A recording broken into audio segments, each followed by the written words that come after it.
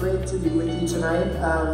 What Ruth and I have been in conversation about is how we begin and how we talk about interfaith connections and connectivity. So as you all may know, I serve in the Arts District of downtown Dallas, and it's a great thrill for me. I'm surrounded by a great congregation and wonderful art. So a lot of what I like to do in my presentations is connect art and what I'm speaking about. It sort of fires on both sides of the brain, I hope. At least what part of the brain I have.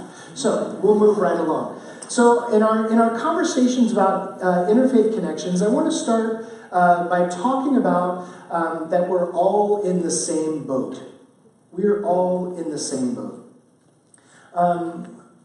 It was in this work of Faith Forward Dallas, out of the Thanksgiving Square Foundation, that we began to do some significant work. Faith Forward Dallas was born out of crisis. Clergy members were called to a mosque in Richardson, and the mosque in Richardson had armed protesters outside of the mosque. What our job as clergy members was to do something way outside of our box, and that was to stand outside of the box, greeting people as they came into the mosque so that they wouldn't be harassed by those who were armed. And so there were 27 of us standing outside of a mosque, greeting people into worship. Oftentimes, I know I did it while serving as an associate minister here, but on Sunday morning, I do it, I don't have the opportunity to greet people coming to worship. The expectation, the look on their face, seeing old friends, imagining what may come once they enter into the sanctuary, seeing that look of anticipation on our friends' faces gave me moral clarity about what I was called to be and to do as a faith leader in an interfaith city and an interfaith world. But really, when I gained clarity was July 7th, 2016. July 7th, 2016, I was downtown Dallas with our core members of Project Transformation Dallas. We were attending a large protest in downtown Dallas that was, it was one of the first Black Lives Matter protests in downtown. Dallas has, in many ways, has this beautiful relationship to the world of protesting, because in Dallas they like to couple issues together. And so, there was an immigration rally and a Mothers Against Gun rally. And those kind of get coupled, and so the person that's invited to pray kind of has to get creative on their prayer. Lord, we give you thanks, and we want to welcome all of these new friends in our midst who are not carrying guns. Amen. You just kind of... You got to be really creative and on your feet all the time. And so there we were. This is sort of the first protest where there was just this one concern, and Faith Forward Dallas was there. Members of Faith Forward Dallas was there, and after the protest and the march happened, I was walking back to the church with a clergy colleague, and we started getting text messages and phone calls. Text messages and phone calls about what was going on just blocks away. As we're walking north to the church, we started to be called back. Shortly thereafter, the streets became blockaded.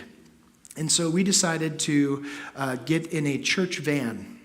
And so I was a youth minister here for 8 years. I never thought my church van skills would ever have to come in handy again, except for on July 7th, 2016, when we are picking up 45 interns from Project Transformation. 45 interns who needed to be taken back to their residence and out of harm's way and into safety.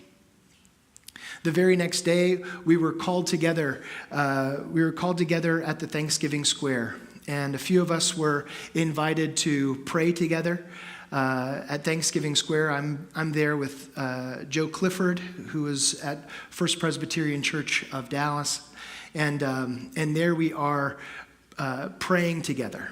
In that moment of clarity, I never felt so connected, not just to First United Methodist Church or United Methodism, but to the people of Dallas, the people of North Texas. And so we began a series of conversations around race, racial reconciliation, and justice inside of our congregation. How do we live out our call to ministry and find ways to live lives that are representing who Christ is and what Christ is calling us to be and become? I addressed several folks, large and small, and addressing them found that there was a sequence of conversation that needed to take place, and it was an opportunity for me to not only represent what racial justice may look like, but also be fully present as a white male. And opening my ears to listen. Listen to the pain, listen to the heartbreak, listen to the heartache, and find ways to reach out and help and love together. It was just a couple of months later that Omar Solomon and I developed a much stronger friendship. Omar Solomon, for anybody know Imam Omar Solomon? Okay, a few folks. Let me tell you a brief story about Omar. Omar just turned 30. And Omar has a Twitter following that rivals our president. I'm convinced of it. He's got quite a following, and he travels all over the world, and he teaches justice from the Islamic perspective, theories of justice, etc. And what Omar and I developed, let me continue in his bio. Omar grew up in New Orleans, and he is the son of an African-American man and a Palestinian woman. And in his growing up, he discerned and discovered for himself what it meant to be called to ministry and what it meant to find friends along the way, to join together in faith, in hope, and in love, to be united around mission and ministry of sharing peace and hope with all people. And so in our conversations, we were talking, we talk every Sunday night. We have a phone conversation. During this time in 2016, after the shootings in downtown Dallas, we were meeting face-to-face, coffees, lunches, dinners. Our families would get together for pizza and find ways of being in conversation. Megan and the boys, Alex is now 15 and Wesley's 10. Megan is still 21. It's amazing. Really, it's really something. But we've been visiting Valley Ranch Islamic Center for several months, and we've formed this familial relationship. Omar called me 2 days before Thanksgiving 2016, and he said, "I've got an idea about a movie. Do you want to make one?" I said, "Of course I do. I've always wanted to make a movie. Come on." I mean, I have the physique of Fabio and the looks of George Clooney. I mean, I'm made for movies. I'm made for movies. Thank you for laughing. So Omar and I decided that we were going to make a movie about what it looks like to have an interfaith friendship and a relationship together. And so I've got the film here, and so we'll just sit back and watch. There's a water fountain down the way. There's popcorn. There's a grocery store. Okay, we'll watch the film.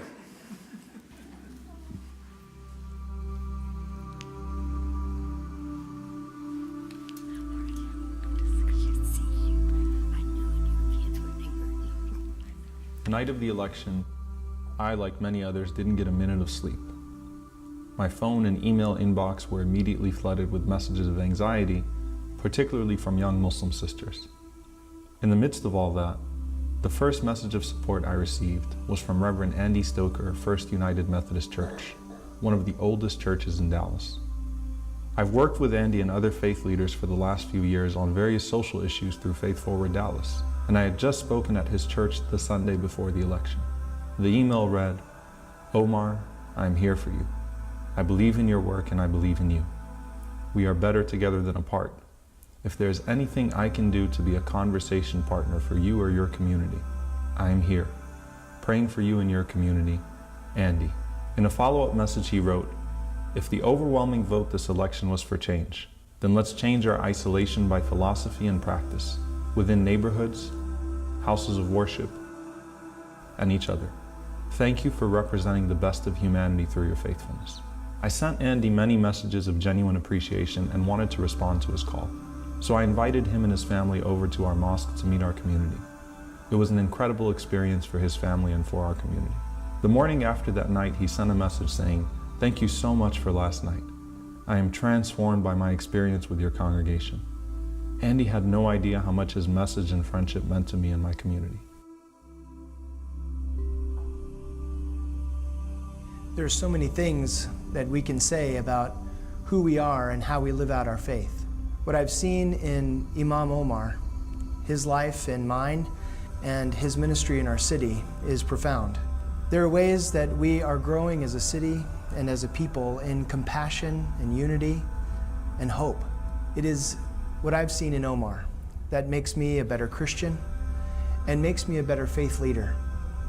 Stepping out in faith, in hope, and in love, knowing that all people, in all places and all times, need to hear that one message that they are loved, that they're believed in, that they're wanted, and that there's so much more.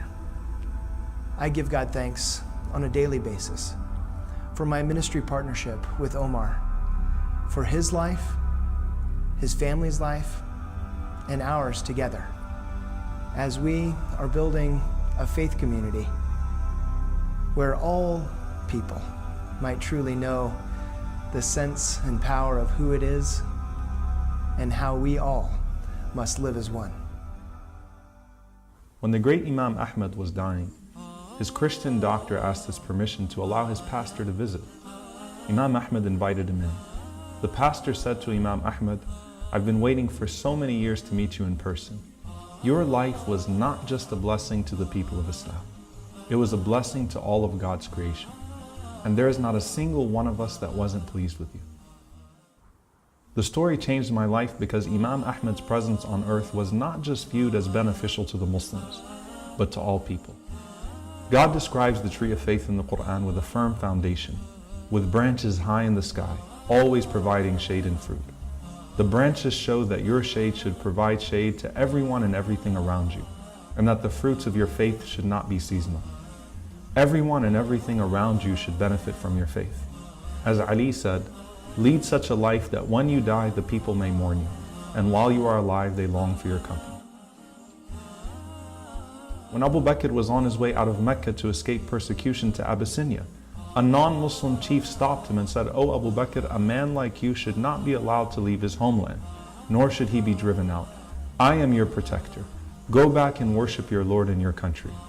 The chief wasn't Muslim, but he recognized that Abu Bakr was indispensable because of his impact on society at large.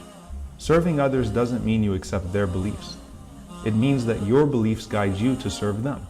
Serving them says nothing about their faith, but everything about yours. As believers, we seek to reflect God's attributes of mercy and generosity, and in turn, we hope that those people will bear witness to our mercy in the presence of the Most Merciful.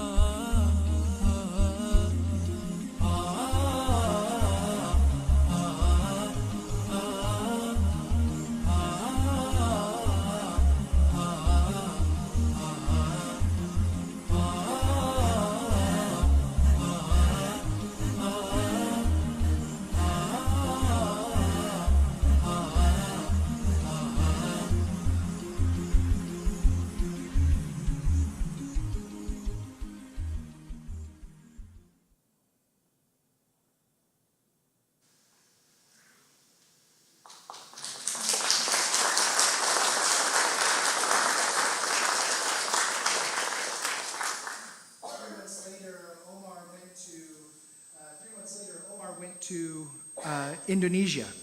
And when Omar went to Indonesia, he showed this video every morning, noon, and night he was there to the Islamic community in Indonesia. They didn't believe that there was one Christian that would ever shake hands or would even cross paths with someone of the Muslim faith. This was his proof that there's one Christian out there. And thank you.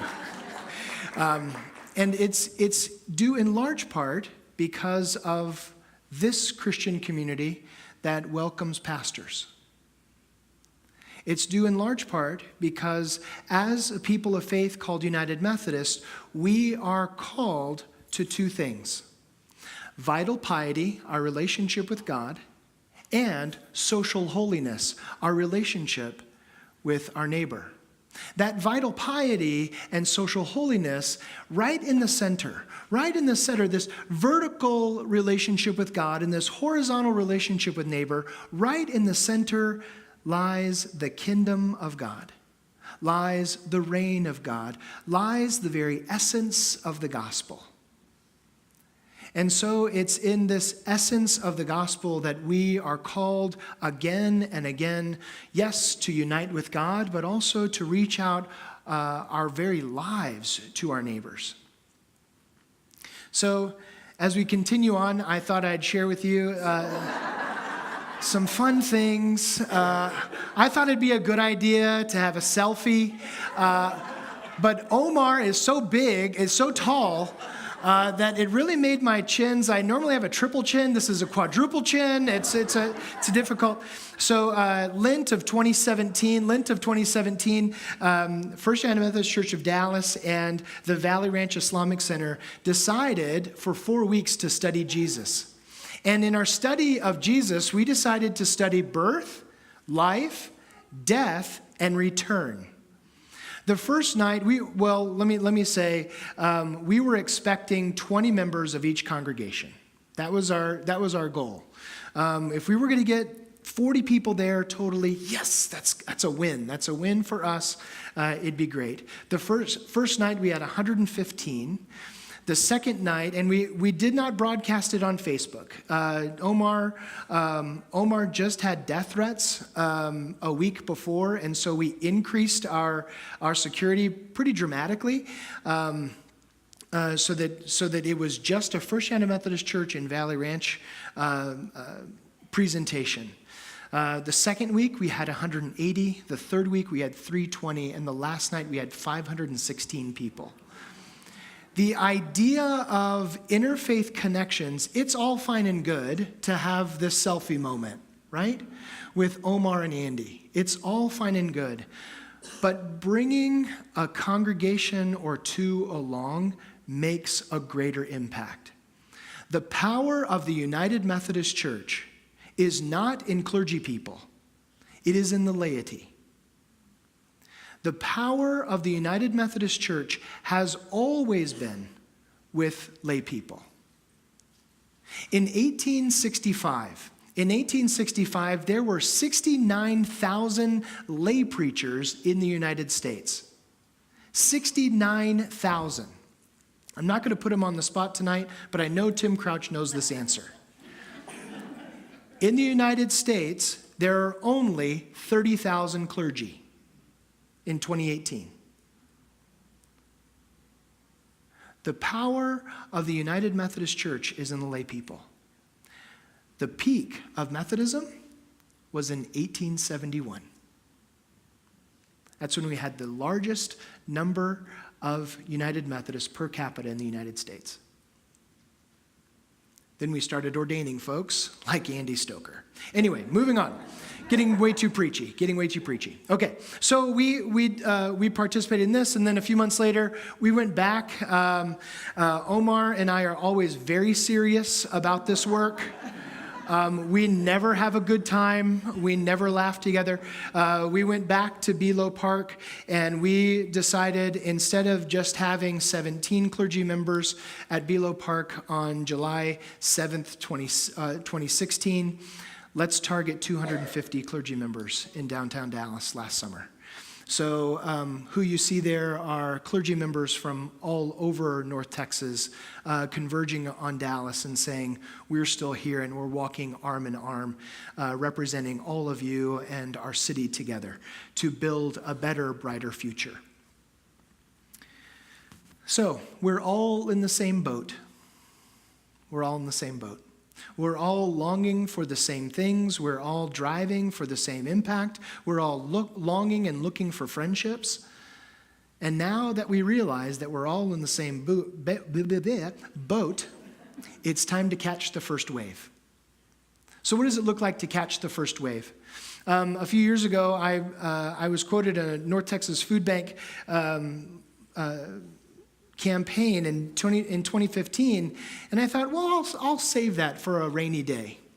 So this is my convicting moment.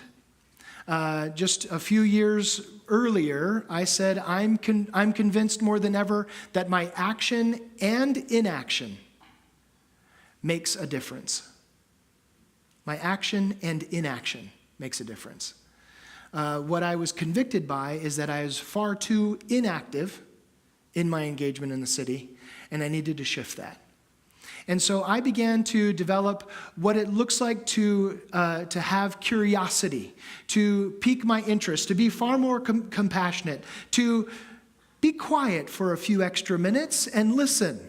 Listen to the hurt and the want in our city so that I might see and sense what it looks like. The work of Marshall Rosenberg had a great impact on my life from my PhD advisor. You may know her, Lillian Chenoweth. She introduced me to Marshall Rosenberg's work, almost 15 years ago, Nonviolent Communication. He says this about the art of listening: peace requires something far more difficult than revenge or merely turning the other cheek. It requires empathizing with the fears and unmet needs that provide the impetus for people to attack each other. Being aware of these feelings and needs, people lose their desire to attack back because they can see the human ignorance leading to these attacks. Instead, their goal becomes providing the empathic connection and education that will enable them to transcend their violence and engage in cooperative relationships. All it means for me is to shut my mouth and listen. My first response isn't always my best one. Let's dig just a little bit more on this first wave and into this rolling wave. We're starting to catch the momentum here on what it means to stay connected in our relationships. What does it look like to have cooperative relationships? I love this article from a few years ago in The Atlantic. It says that it asks the question, how much do our relationships cost? So economists put a price tag on our relationships. If you volunteer once a week, the increase to your happiness is like moving from a $20,000 a year salary to a $75,000 a year salary. That's just volunteering once a week. Have a friend you see on most days is like earning in happiness $100,000 a year or more. And how about the deficit? How about getting divorced? It's like suffering a $90,000 decrease in your income. How much do our relationships cost? How do we find ways of connecting with one another that we can seek satisfaction and happiness and grace? Let's dig a little bit more, shall we? Father Richard Rohr, any Richard Rohr fans in here? All right, we've got a couple of fans. I'm about to make you one too. Father Richard Rohr is a wonderful author. If you haven't discovered him, his book, Everything Belongs, is a great place to start. And for many of you all will also appreciate his work called Immortal Diamond. It's a beautiful piece of work talking about the first half of life and into the second half of life and how you can seek happiness in all that you do.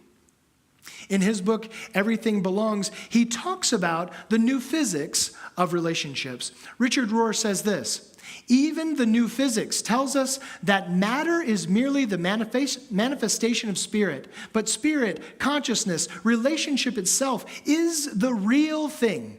We used to think all the energy that was in the particles of the atom. Now, it seems that the energy is, in fact, the space between the particles. Talking about it politically, we're moving from this individualistic way of being to a more corporate way of being. Seeing and sensing how God may be moving in and through our relationships. It's how we interact with each other and how we greet one another, how we see each other as children of God that transcends the very individualism that brought us there and creates a space for us to imagine how we might together see and sense God at work in the in-between. In the in-between. Okay, well, this is all fine and good. Nice words, Andy. You did your research. Good job. Good job. Welcome back to First Denton. We see you're still keeping up on your reading. You've moved on from Dr. Seuss. That's good. That's good. We see you're even picking up a few extra texts along the way and remembering what Lillian told you. That's good. That's good. So let's talk about changing minds. Let's talk about changing minds. The greater challenge in this, because I'm in Dallas. I have an opportunity. We're a blue county with a very blue church. We like to think that we're bright purple, but we're mostly blue. And so I have a lot of freedom. I have a lot of freedom to make interactions and have conversations that sometimes are considered out of bounds in other congregations. Here you are, First United Methodist Church of Denton, a 3-university town. A town where this interaction of intellectualism and emotivism comes to life, where head and heart meet, and that alignment drives the very heart of the mission and ministry of this great church. But it takes changing people's minds to understand what it looks like to have cooperative relationships and discover for ourselves how are we to get along as a family. And so I love this picture.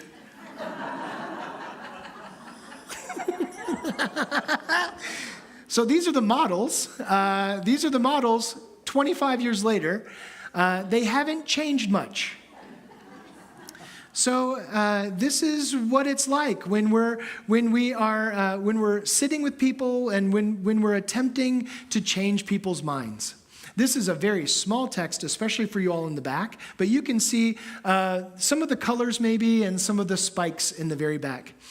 This comes from an article in April of 2015, just months before the marriage equality was made manifest at the end of June. But it talks about tracking the pace of social change. This is how fast America has changed its mind on several issues. Let's take a look. Interracial marriage, from the beginning of the United States in 1787 to 1967 with Loving v. Virginia. It's a long time to have our minds changed. How about prohibition? Prohibition, early 1840s to the 18th Amendment in 1920. Women's suffrage. By the way, United Methodist women, you all rock. Thank you. Thank you. Who was on the front lines of the women's suffrage movement? United Methodist women. Absolutely, absolutely. Women's suffrage. 1890 or so to the 1920 19th Amendment. Abortion from the 1960s to 1973 in Roe v. Wade. Same-sex marriage legal in 36 states as of April of 2015. And then recreational marijuana legal in 4 states and still growing in 2018. It takes a long time to change people's minds. A long time to change people's minds. And so I began to think about how minds would begin to get transformed with this idea of not just interfaith partnerships, but maybe even interracial friendships are part of the cutting edge here. So I began to think about how we view our life. So much of our living each and every day is based on events. One thing that I've come to understand in my appointment at First United Methodist Church of Dallas is how much my life is run by my calendar. My administrative assistant talks to Megan more than I talk to Megan. Boy, I gotta really, people are now worried about our marriage, right? So, but the idea is, hey, is Andy free at this time, at that time? Just how event-driven is my life? Well, when you think about our lives are like an iceberg. Now, this metaphor is going to break down really quickly. You all will remember I grew up in El Paso, so this metaphor breaks down very quickly for me. So, but much of our life is around events. What drives us? What's the presenting concern? Our gut response to an interaction. Maybe some of you all are sitting here thinking, boy, I should have had dinner earlier or later. This event has really come at a bad time for my eating schedule. Just joking. But so much of our lives is around this event. And this presenting event. And this event happens to be part of a trend. The trend is the neighborhood I live in, the church that I choose. The trend is the college I went to, the vocational choice I had. So much of our trends become aligned with the events that are taking place. And when we fall in line with those trends, it's hard to break that cycle. It's hard to change our mind because I grew up where I grew up in El Paso, Texas. This is just how it is. Sure, I moved to Lubbock, Texas when I was a freshman in college, and yes, there were no mariachis at the airport, and that's just wrong. Mariachis should be at every airport. That's what I grew up. Thank you. There is applause. We are now best friends. Whoever that was, you're on my Christmas card list. So mariachis should be at every airport. Why would I say that? Because the trend in growing up was mariachis are at every airport, especially the one I go to pick my grandparents up in. That was it. But deeper than that, but even before we can even imagine changing our minds, there are systems and structures in place that keep the same thing the same thing. I didn't say the main thing. The same thing, the same thing. And if I'm in this pattern, this positive feedback loop, just over and over and over, I'm finding that the trends that are there and are justifying the systems and structures in place, which goes back to the very heart of who I am, and that is my mental model. It is so difficult to change minds. I showed this video to a Sunday school class at another United Methodist church with Omar and me. 5 people asked me to turn it down. 6 people left the room as soon as the video stopped. Events, trends, systems and structures, mental models. Just the idea that I would show an interfaith movie like that affected someone's understanding of an event. Did I try to convert Omar? Was one of the questions. How many conversions did you have after Valley Ranch Islamic Center came to First Church?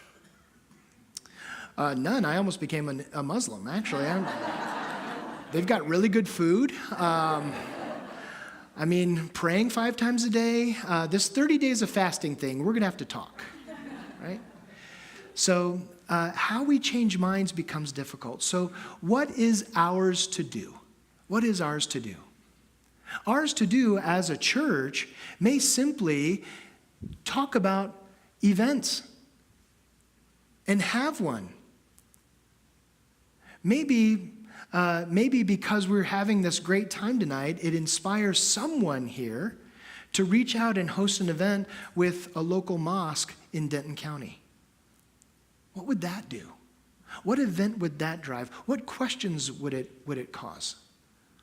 I'll tell you just very on the surface level of things. Having our friends of Valley Ranch Islamic Center, our Bible study attendance, small groups, skyrocketed. What was being talked about in our understanding of Jesus from the Islamic faith and the Christian faith, some things people just didn't hear before, and they needed to know, they needed to study. So for the first time in a long time at First United Methodist Church, we have 110 people graduating from disciple courses, Christian believer courses. It's unbelievable. And Lizzie McClinchy will tell you, Sunday school classes make a real go of it at First Church. And you have to know who's in the Sunday school classes, right? Tell your grandmother I said hi. All right. You just got to know. You just got to know. All right. So events, trends, systems, structures, and mental models. How we change people's minds. That is very small. A human being, Albert Einstein said, is part of a whole called by us universe. A part limited in time and space. One experiences oneself, thoughts, and feelings as something separated from the rest. A kind of optical delusion of their consciousness. This delusion is a kind of prison for us, restricting us to our personal desires and to affection for a few persons nearest to us. Our task must be to free ourselves from this prison by widening our circle of compassion to embrace all living creatures and the whole of nature in its beauty. We are struck at the very heart of who we are, to change our mental models of exclusion to a mental model of inclusion. What we've decided is that it is an optical delusion of our consciousness. And so what do we have to do? We've got to widen our circles of compassion, to seek joy in every moment, to be the people of yes, instead of the people, well, maybe, let me check on that. How do we get there? We need to be people who shine light in a world of chaos, like Tim Noble and Sue Webster, who create these beautiful pieces of artwork where the chaos of numbers and letters come forth, and then they shine light to provide a kind of clarity, a kind of response to the chaos. Where even in the numbers and letters, in their malalignment, in their dis-ease, they find a way of coming together to be whole again in the shadow, in the void, in the mystery of it all. And when we see that it's way too much, so much that we don't want to shine that light any longer, we may just get the courage to shine the light yet again, so we can get a greater vantage point of what is to come. So much of our lives are mess. Recycled parts put together, trying to figure out where we're going to make it today, how we're going to put it all together, making meaning of ourselves, our lives. And if we look in the mirror, we may just see this, just scraps of experiences and scraps of what used to be. But when we provide light, we are able to shine into the mystery of it all and see that there is a wider, larger story. A story that calls us back to the very center of our lives. The center of our lives, which is a God of love, a Christ who is all-inclusive, and a Spirit who draws us again and again to a table of grace that says we are open for all. That's the light we believe in. That's the love we have to share. That's the hope we have to give in our world. So we got to catch some waves. Once again, from El Paso, this is the best I can do with seafaring metaphor. Catching waves. So what do? It's all fine. Okay, you've given us a lot of words. Great. Let's get to the what we do. Oh, thank you. That's what I was going for. We've got to create for ourselves a way of seeing our organizations not like a spider. What happens when you cut a spider's leg off? Wanders away and dies, right? Wanders away and dies. What happens when you cut an arm of a starfish off? Grows back. Regeneration. Regeneration. New life. Resurrection. New birth. We need to be an organization, yes, here certainly with United Methodist Women, but all of Methodism, everywhere, needs not be a spider organization where one bad act, one bad vote, and we just crawl away and die. We need to discover for ourselves what it means to grow, what it means to see life, to be a Starfish organization, to understand that we are far better together than apart. That what we have in store is a story that continues even today. That God, even as we speak, is writing the story that will guide our lives. Just by our gathering here, I am overwhelmed with homecoming. Just by our gathering here, I'm taking back to First United Methodist Church of Dallas. This is what it feels like to come home. How do we have every person feel like I did on Tuesday night at First United Methodist Church of Denton? How do we do that? It can't just come from me. It's going to take all of us. So, it's time to get serious because I'm using Latin. And not the kind on your coin. Okay. Three movements, and then I'd love to take some questions and answers. Is that okay? If you all have rotten fruit, please save it for the end to hurl and throw. Thank you. Okay. Thank you. Tough room tonight. Okay. Take thou authority. When I talk about interfaith connections, finding new partnerships, and changing that our trends, are just our trends, not even events, our trends of how we understand our lives together, is the first step is to set your intention. Find your motivation, your call. Remember what gets you up in the morning. If you don't remember what gets you up in the morning, I bet there's a friend here tonight that will tell you 15 reasons why you ought to get up in the morning.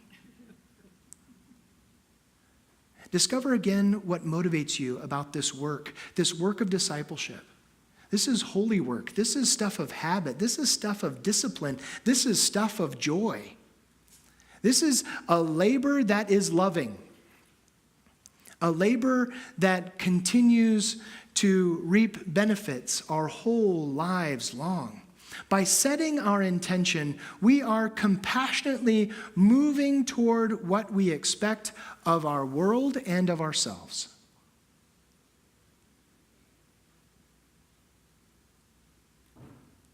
When we have this opportunity to see and sense what our intention is, we have a driving point. We have something to move us. We maybe even can imagine what an objective might be from that intention. My motivation in every single moment is to provide a level of joy in everyone's life. In that person's, let's just speak to it as an individual, in that one person's life, so that they see for themselves the joy that is already within them. That's my job. 1 Corinthians chapter 13, we remember what it says. Love is not envious or boastful or arrogant or rude. Love does not insist on its own way. Love insists on the truth. Love believes all things, hopes all things, endures all things. Verse 8, love never ends. A lot of Greek words. Verse 12. For now we see in a mirror dimly, but then we shall see face to face. What Paul is talking about is when we actually are offering love to people, we're offering them a service to hold up a mirror to see their lives. By setting an intention of being a joy-filled presence in people's life, I hope that I've got a mirror up for everyone. And somehow I get lost in the mix. Somehow all they see is their beautiful reflection of the gift of God that they are. That's my intention every single day. Set yours. Take thou authority, number 2. Find your north star. Clarify the role you have as a leader, as a disciple, as someone who is called to this ministry. What is it that you're motivated to do, to become in this life? And understand that is to have compassion. Understand, having compassion, that you are moving on to perfection. You don't have to get it right in every moment. Forgive yourself for all of those times that you don't get it right. I can't tell you how many times I have been in interfaith conversations, anti-racism trainings and conversations where I have just said the absolute wrong thing, seeking joy in the moment, and discovered for myself that that's not exactly where I need to go. Forgiving self, being forgiving of others, provides a kind of North Star, having compassion, driving towards something greater in my life and in our life together. When you're thinking about interfaith connection, is your North Star to make a Muslim friend? Or is it to deepen your Christian faith? Is it to learn about Jesus from another perspective? We have some interdenominational friends here tonight. It's an opportunity for us, and we're blessed to have you in our midst here as we are delving into this conversation of what it means to be one whole community and what it means to be life-giving to one another. My hope and prayer is that our North Star is to be eager and to have the curiosity of compassion, to listen more deeply to our friends of other faiths, of other denominations, so that we are listening to understand instead of speaking so others can listen. Third, take thou authority part is embrace the power that you have. Embrace the power. Now, I capitalize the power in theological circles. That means that power comes from God, just so you know. Act out of your sense of identity and purpose for the work.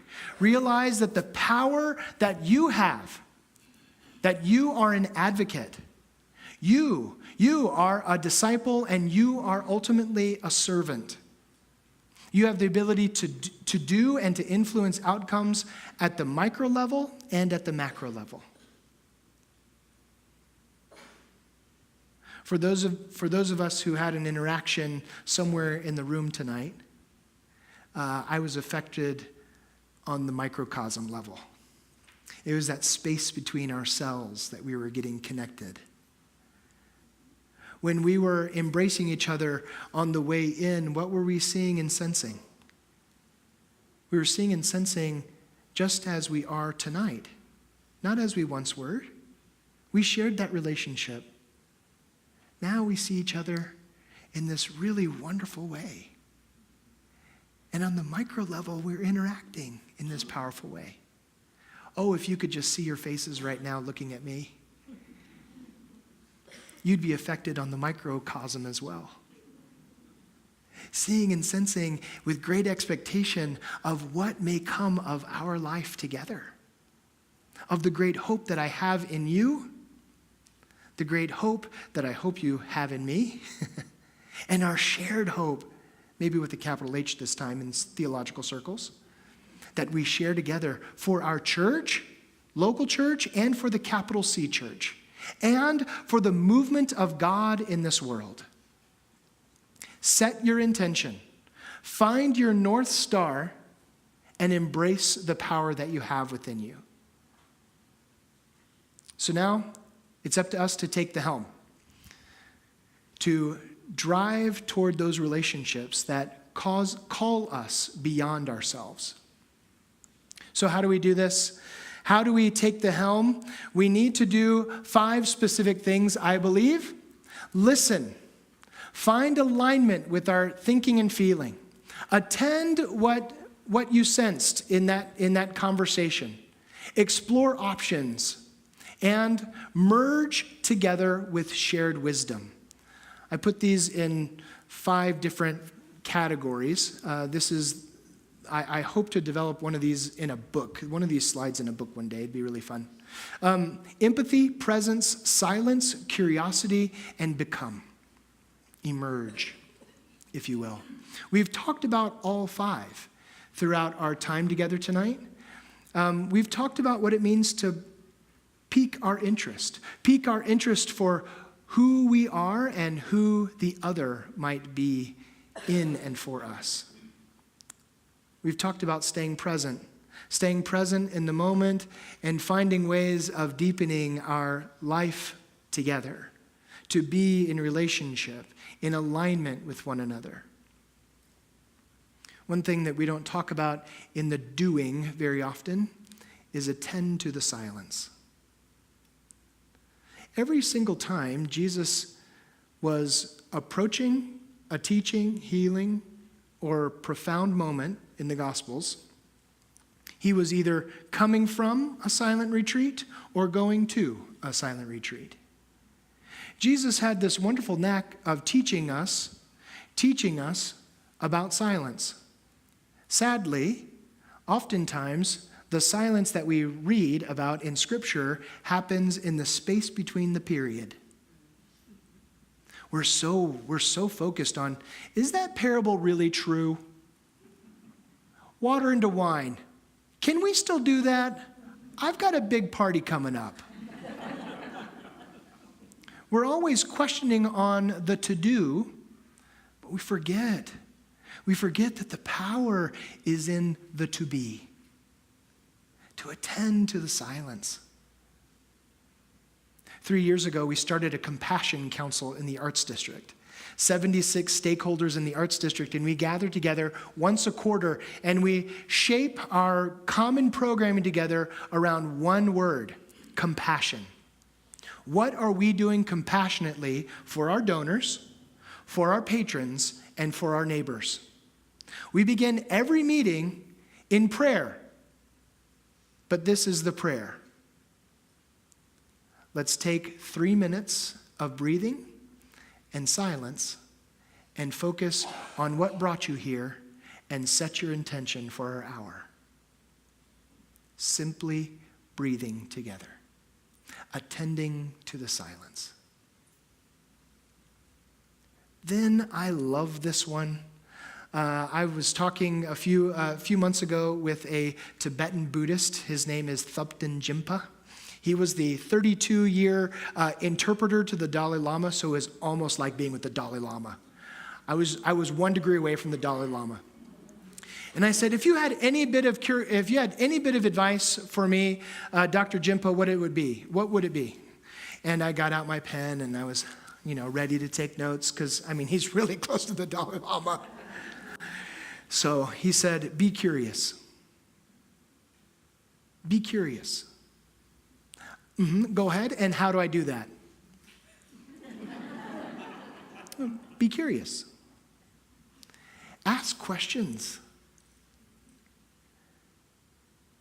By asking questions, by seeking that grace that you have from your neighbor, it may be the very thing that cures that ill in your soul just a little bit.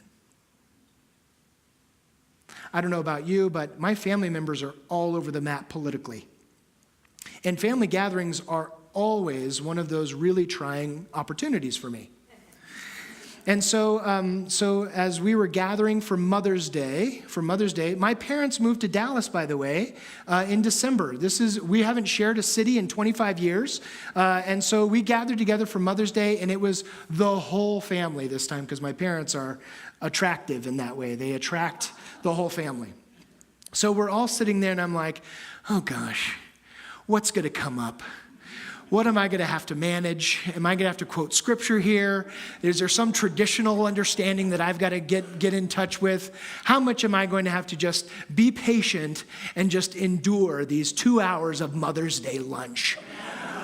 Mom, just open the card so we can go, right?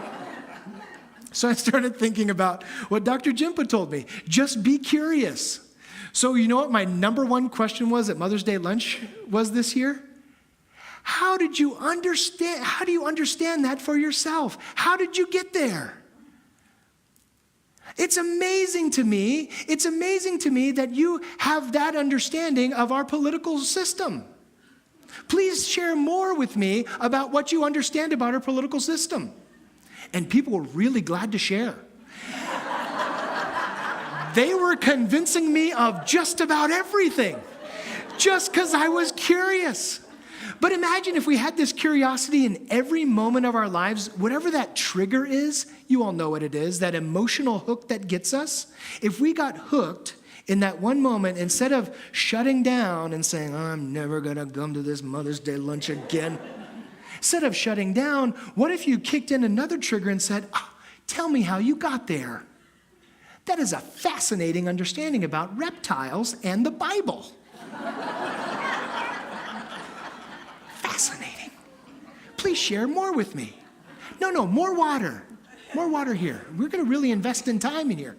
So this idea of curiosity has saved a Mother's Day lunch, and I think it might potentially save my life. Staying curious.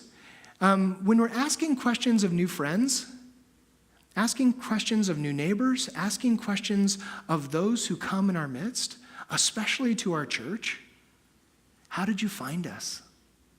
What are you looking for in a faith community? Being open enough to listen. Listen with great curiosity on what brought them here. I'll tell you, we've been doing a lot of listening at our church, and sometimes things change. And change isn't always great, but it is often necessary.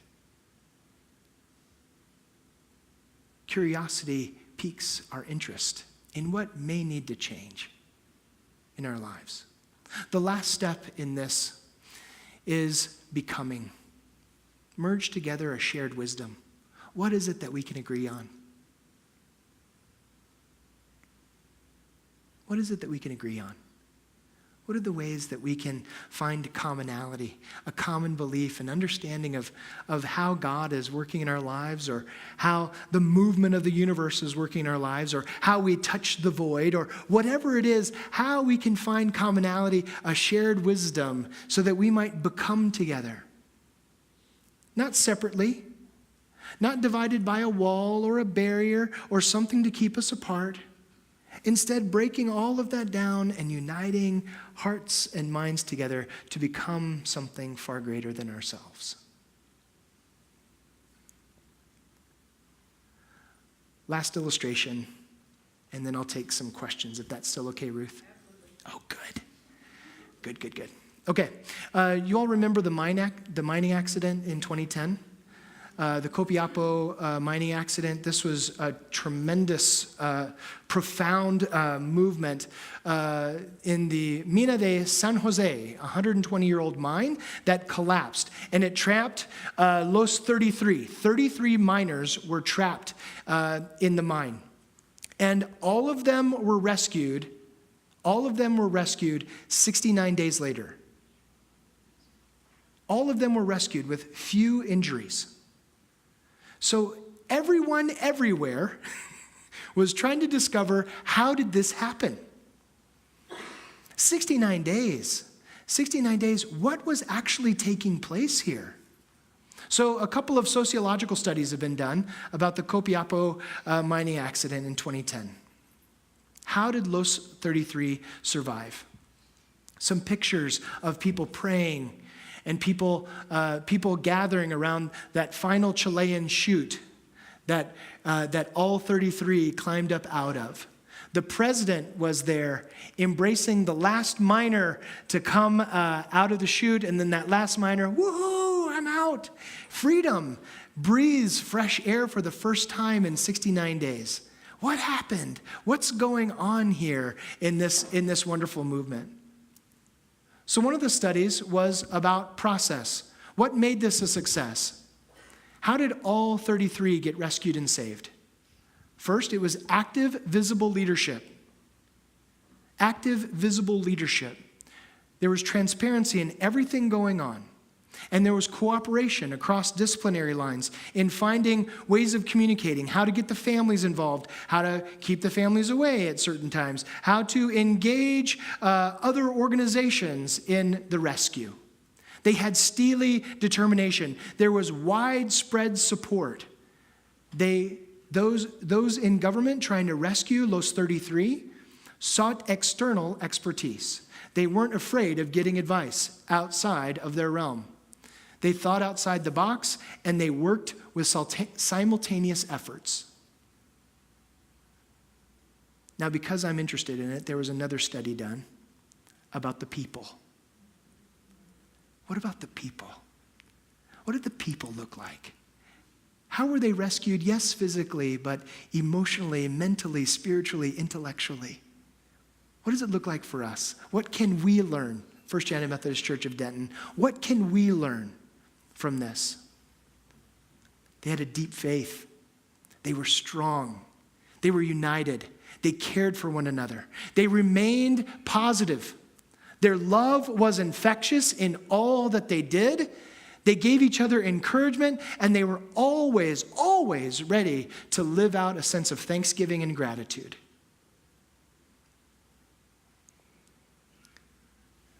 I hope this for First Church of Dallas. What will they remember us by in 100 years? In 500 years? I hope they'll remember us by a deep faith, that we were strong and united, that as we faced every new neighbor and every new friend of any religion, race, background, ethnicity, language, anything that was once a barrier, what will they find in us? Will they find those whose love was infectious? Will they find those whose deep sense of gratitude drove them in all that they did? Will people remember us? Because at the end of the day, we decided that love would win, that unity wins over uniformity, and that hope is ultimately what rescues us all. Let's talk. What questions do you have? What comments do you have? I'm also a trained mediator. Any anger issues I can care for? Please, yes, ma'am. Can you tell us more about your response when people ask you why you're not trying to convert people to other faiths, kind of more generally like your theological response to religious pluralism? Yeah. So the question was, what's often my response with those persons that say, well, why wouldn't you convert them? How do we drive toward religious pluralism? Did I hear that question right, Lizzie? So one thing that I respond to quite frequently is I always ask the golden rule question of people that call to question my non-judgmental attitude. Well, what would you want have done to you? Would you want someone to try to convert you to their faith, or would you rather ask questions about how they came to their faith, how they understand God in this world? What role does Jesus play in Islam? I'll tell you, it was in seminary, I took a world religions class for a semester, and you learn 6,000 years of world religions. I'm sure we studied Islam before the first bathroom break on a Thursday. That's all we got. And it's this beautiful, rich, legalistic jurisprudence tradition that has this wonderful way of seeing and sensing both the spiritual and the secular in profound ways. And so I needed to know more. And so if I'm not looking to get converted, maybe the other doesn't either. Maybe the other doesn't want to be converted. That opportunity to listen and to hear has been the greatest gift for me personally and for my ministry. I hope that's helpful. Other questions?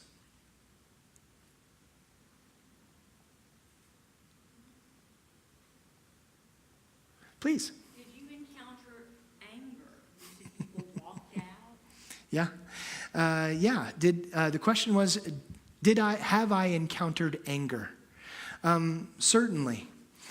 What I've come to understand in myself, and this is a lot of self-reflection through the years, is that anger isn't something that ought to be bottled up.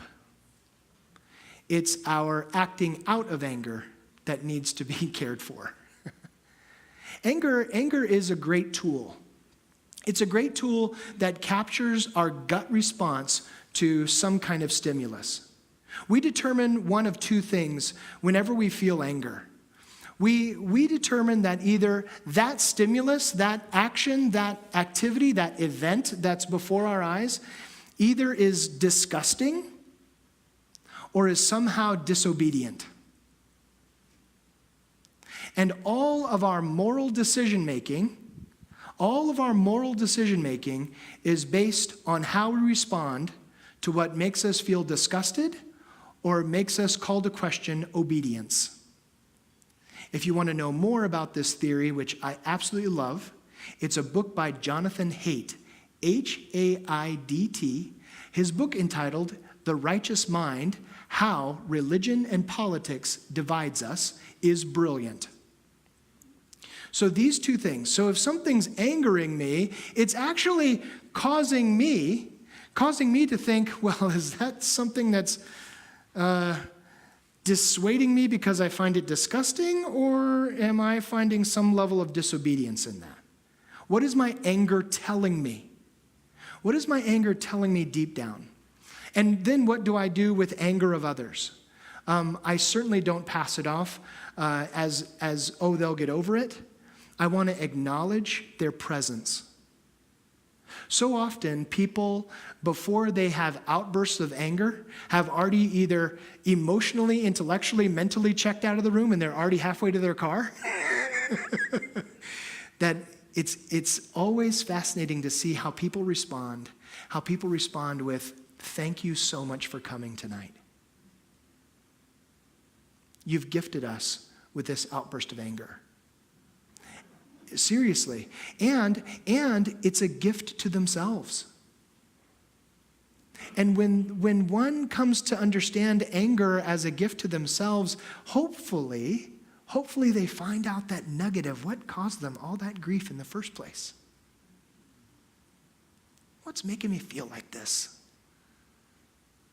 Oh, it was my grandparents came back from France when I was 9, and they ate their fill of steak tartare. So my grandfather bought that grade D ground meat and put an egg in the middle, and he said, "This is French steak tartare." And I got really angry and flipped my plate over, and my brother just sat there crying. Well, it was disgusting. This is ground meat. This is ground meat with an egg in it. This isn't steak tartare pop-pop. Don't be serving me this.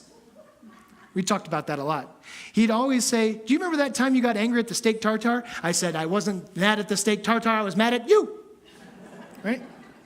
Anger teaches us something. Anger, now that was a silly response, a silly story, but it's still right there.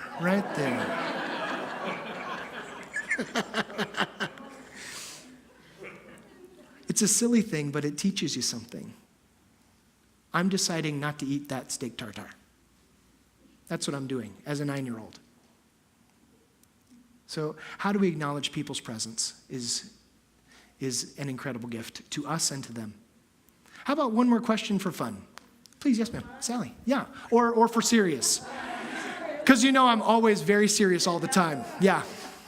I have a perception of First Church Dallas being very straight-laced, traditional. Mhm. How did they respond to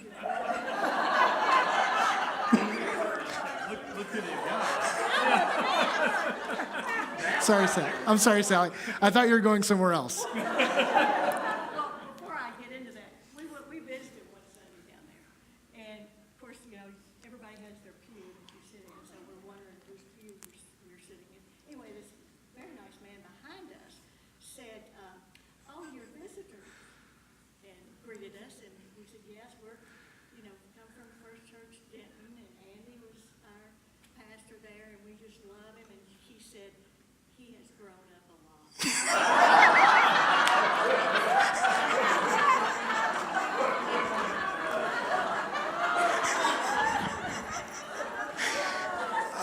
It's so great. It's so great.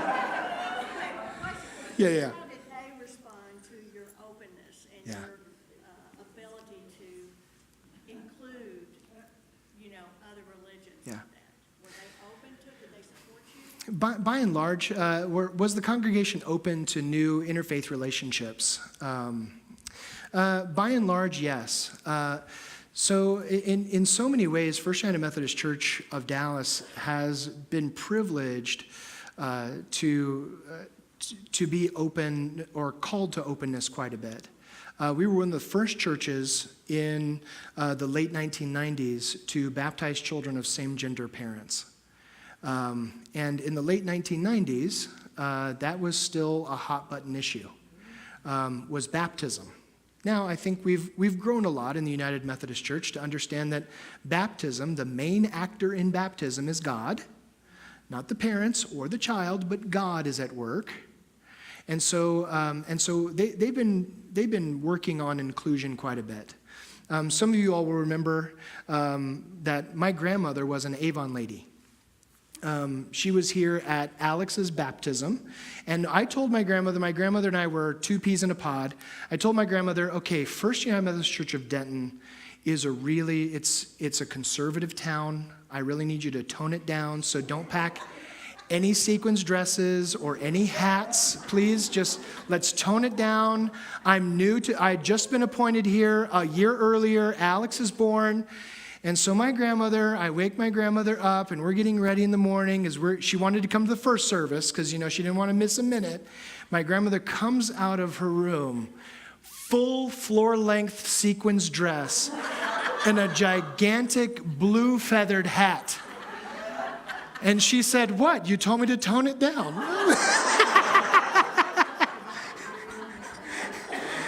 I tell that story because I hope that the congregation sees in me the very thing that they have within them, and that is this understanding that they can live out this openness and inclusion that is already within them.